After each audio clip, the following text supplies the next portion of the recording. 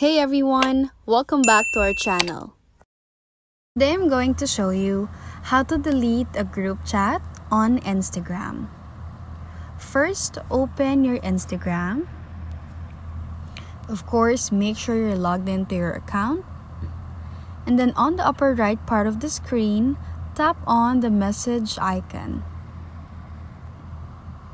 Now select the group that you would like to delete. In my case, this is the group I want to delete.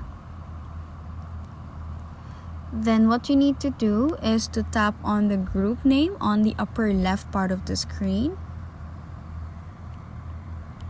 Scroll down. And then beside the name of the person that is added on this chat, tap on the three dots and then tap on remove from group.